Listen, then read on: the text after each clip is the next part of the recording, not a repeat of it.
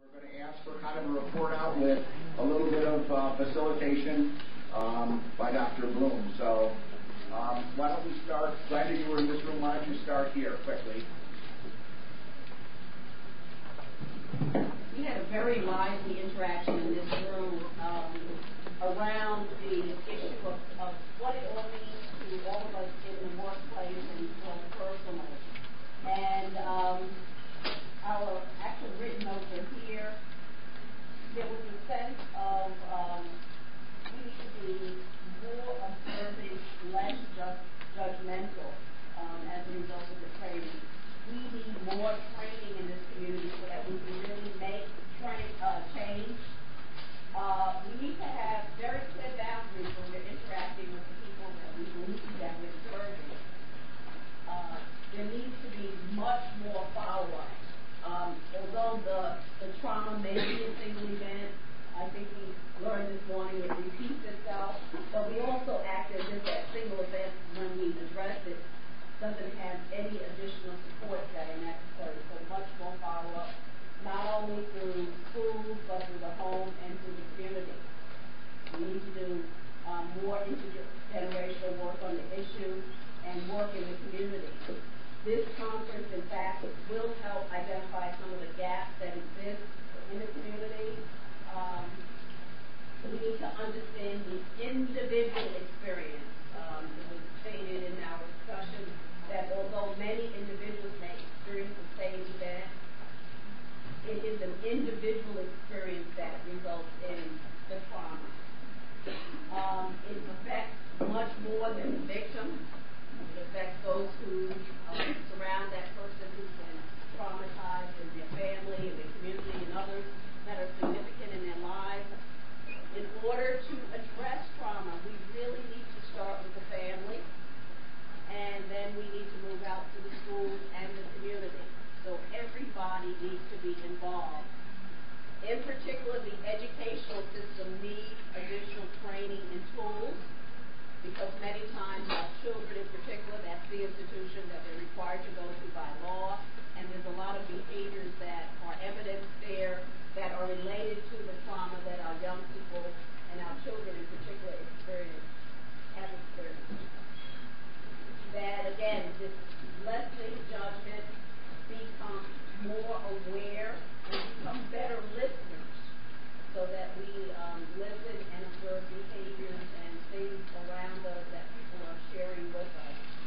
That the foster parent system or the foster care system in particular needs to ensure that those individuals who are taking responsibility for the care of our children by taking foster children are aware and are trained appropriately to address these children, because in fact they have been traumatized. That the whole system of foster care needs to be appropriately trained. We need much more early intervention so that when the issue occurs, then we can address it much early on in the lives of our children, even before they get to school, at the time that an individual is going to birth a child, working with their parents. That organizations, and all of us work within organizations, that organizations need to understand and appreciate that their workers, their staff, are often involved with individuals who are traumatized.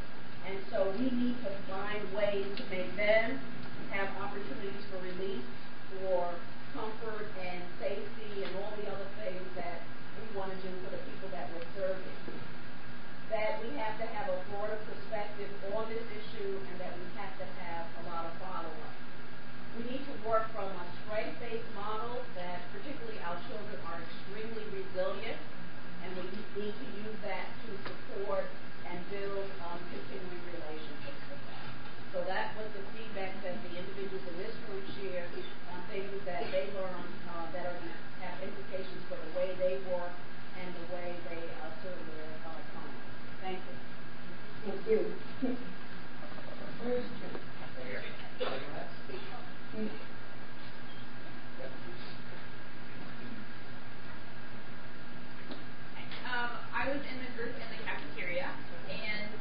of the things, a lot of the points we came up with similar ones. One that really stuck with us that I really liked how someone put it in terms of global awareness of this problem. And years ago, drugs in schools was a big problem. Now there's so much awareness and saying no to drugs. And now obesity is becoming this next big thing that everybody's learning about. And really hoping to move towards trauma as something that so penetrates our life that we can have a global awareness about it. And within that came a better understanding with educators, with law enforcement, so people who aren't necessarily in a counselor or mental health or behavioral health role, but are really with people who have experienced trauma day after day. We also talked a bit about using this information we have, this language, this research, to inform our clients who have experienced trauma. There's language for this. There's reasons why you're doing this way. And in terms of talking about people who were victims and are now perpetrators of trauma, giving them space to understand this is what happened to you, this is why you're behaving, it's not okay, and you're spreading it like a disease.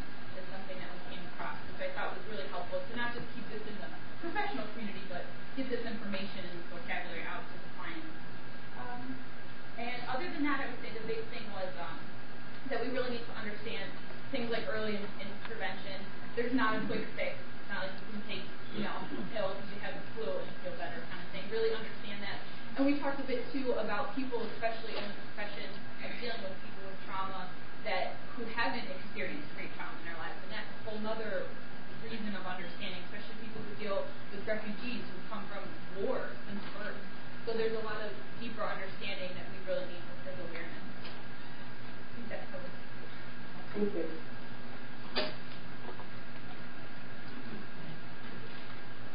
Sure, okay. First of all, I just want to say thank you, traumatized us for not giving us enough time to talk about what we needed to talk about. It was a really good group, many who were direct practitioners, and many similar themes, but one of the things that we talked a lot about, that you didn't talk as much about, but I know you do, was the system traumatization in the organization, so I know that people wanted to touch on that, because they talked about lots of funding, they talked about short-term treatments, and feeling the immensity of that. Similarly, we talked about common language and the different systems and how helpful it would be if a child who is touched by many systems is touched by the same language is utilized across the board, and that being the goal. We started to talk about, but it's too large an issue, restraints, and agencies that use restraints and the confusion of trauma and re-traumatization and reenactment of kids who seem to want that, and how to deal with that. We talked a little bit about med management and sort of the commonalities of say, attention deficit. Oh, okay. I thought I heard myself, but maybe not. We talked about med management and things like attention deficit and how at times people perceive that as the only way to treat, and listening to your talk about trauma and not addressing that piece of it, really educating that med management is not necessarily treatment. We talked about disassociation and helping people use that word normal in all kinds of behaviors as a part of that, and sort of that language piece as well. And I think, Brenda, you were talking about, we talked about the immensity of the school system, which touches so many kids for so long a period of time, and how much of a struggle that is, and a system disconnect where they're struggling with the goals around education. It sort of ebbs and flows, and then they lose sight of mental health, and that's a struggle for us. So those are the things.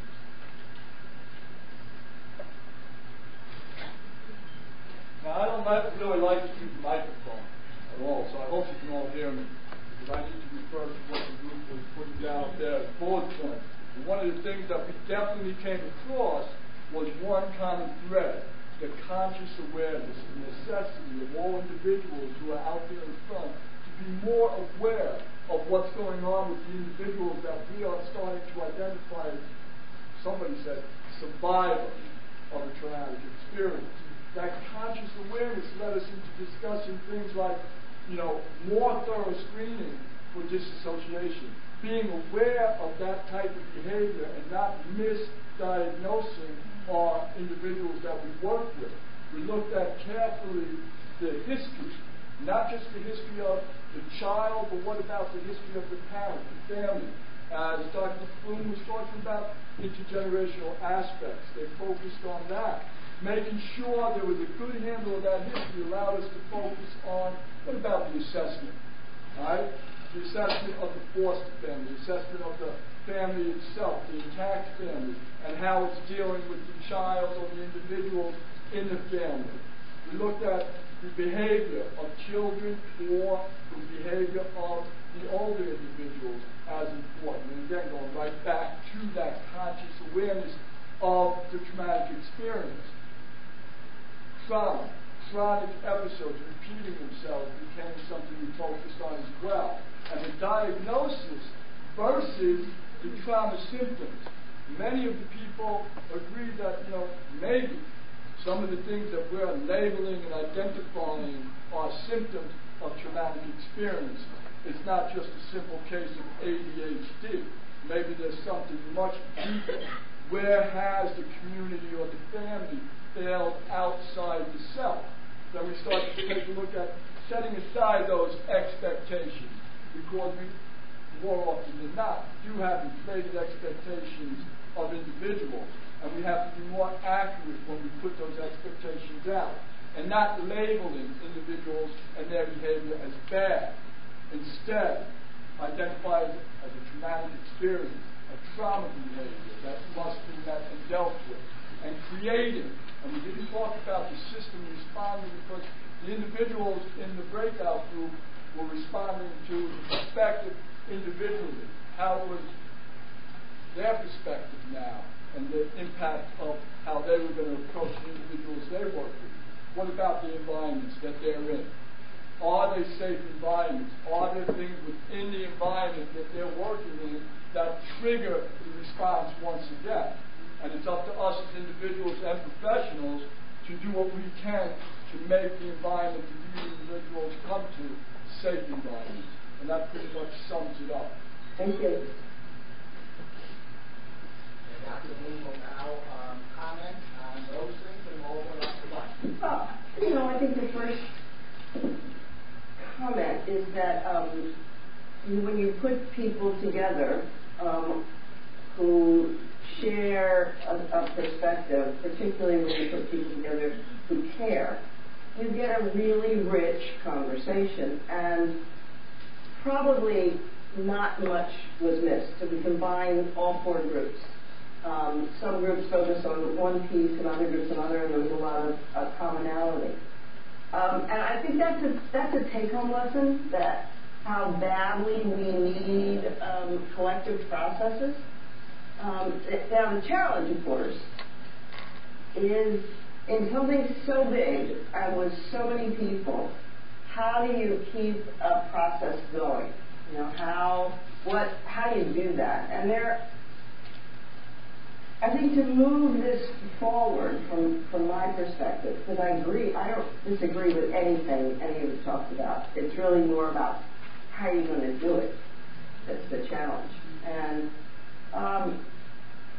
there is a literature on community collaboration. And literature on community collaborations includes what to do and what not to do, and how they fail and how they succeed. To launch something like what you're describing, you're going to need a lot of collaboration. You're going to need leadership. You're going to need somebody to be in charge of pulling people together. And then you're going to have to continue to find some way to roll it out so that all of those pieces don't get missed when we talk about a whole public health approach, which is what you guys were all talking about.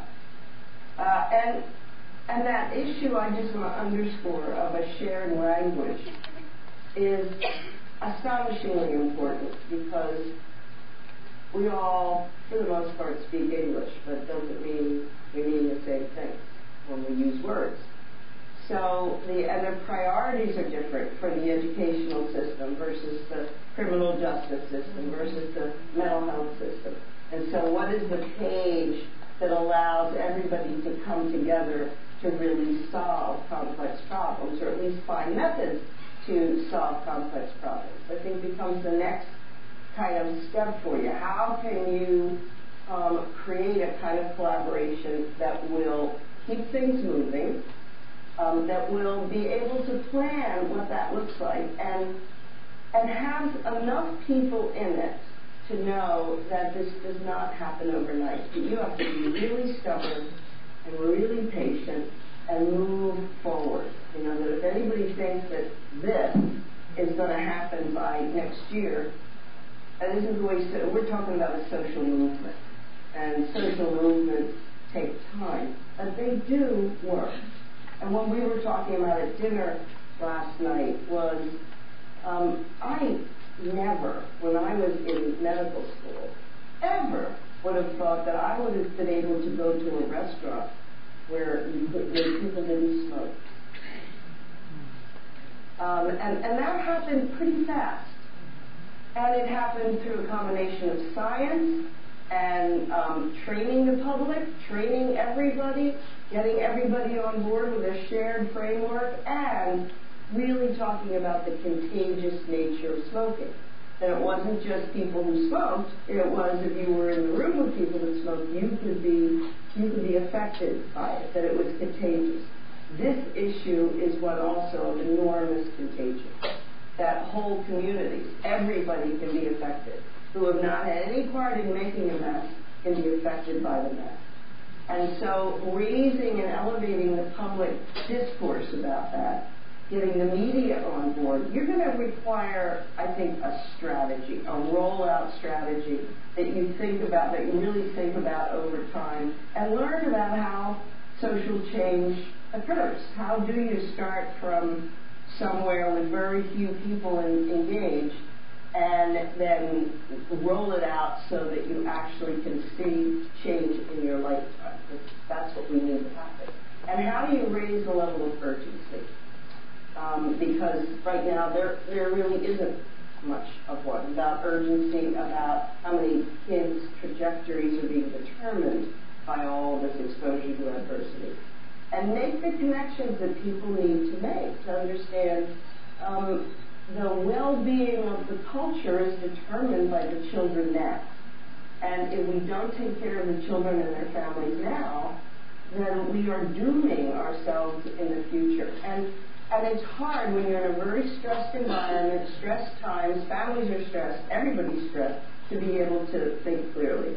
So part of your job as community leaders is that you're going to have to carve out space where you can do that thinking together, where it is safe, we have safe environments to do that, where it's calm enough so that you can use your collective wisdom to figure out what do we do next, and after that, and after that, and after that, and what do we do when a key person leaves who's been pushing ahead something and they're gone and we need somebody else to fill in. How are we going to do it? And that has to constantly serve the vision you have of what you want to achieve. So I think we've really clearly identified what the issues and what has to happen. And probably the next thing you're going to have to do as a community is figure out, what would you like to have? What would a potential future that everybody would like to have, what would that look like? And then back into it. What did you have to do now? What were the first 10 steps you had to take as a community to be able to get to that future? It's called managing to the future. And that, because it's the future that gives you hope. It's the future that you want to get to that keeps people driving on, even through the inevitable interpersonal conflict, even through the inevitable setbacks, even through all the stress. Is that we want to get there, and we can't get there unless we move off the dime that we're on. And it means that you have to get everybody in the conversation that you can, at least representatives of all of the systems, and figure out a way how you roll this out to a whole community, a metropolitan area of about 1 million people. How many people have to be involved to do that? Not 1 million. There is now a whole science of social networks and public health approaches and social movements and how you utilize collective wisdom that can help move this along faster than any of you might believe at this point in time. So I think that's really good work, and I think the most important part of it is to see that you get good people together with good minds and they care, and you find out what you need to find out. You have to trust in the group to do that. It's going to take a lot of work ahead, but you made a really good start. And you're probably really hungry. Question? Anybody have any questions on the stuff we did this morning? For me?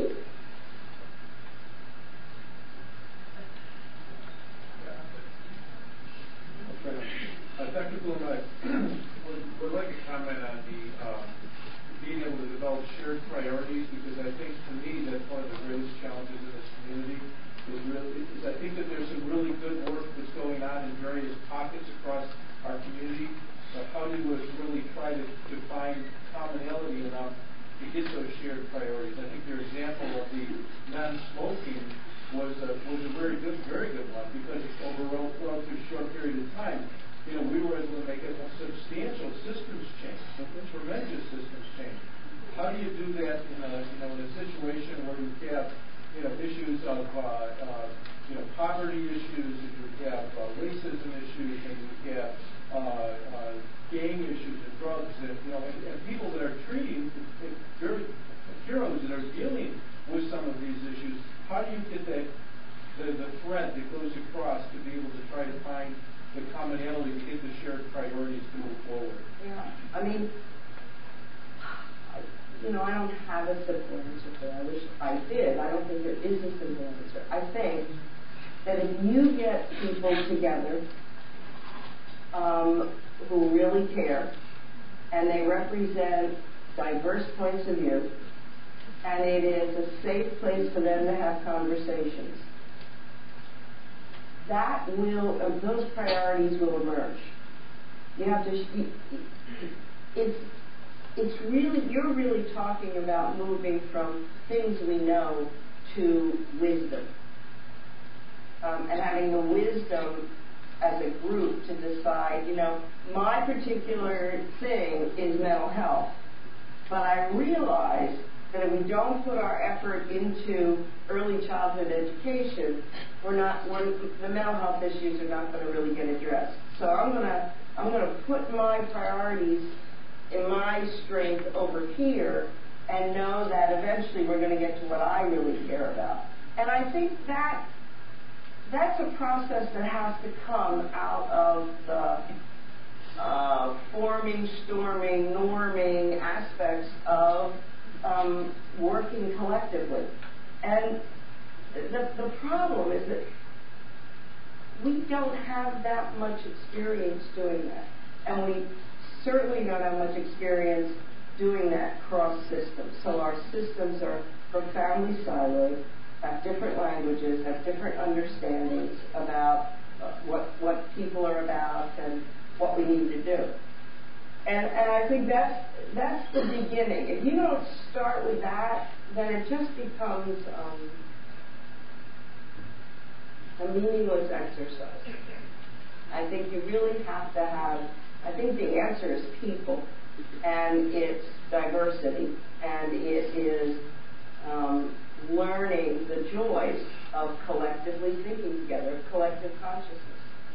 And it is joyful to do that. I think any of you who have had any experience with a real team, not just a talk about a team, but a real team, whether it's a sports team or a team at work or in a family or wherever, you know that what emerges out of that experience is it's joyful to be able to really share minds with other people and have something come out of it that is not attributable to any one person, but is really attributable to what happens collectively to us when we can do that. It's really much more exciting, it's creative, it makes life more interesting, and that's what makes it worthwhile setting aside time to go to meetings. But there are certain requirements, there are certain norms and values I believe people have to commit to in order to get to that place, and that's what we're going to talk about tonight.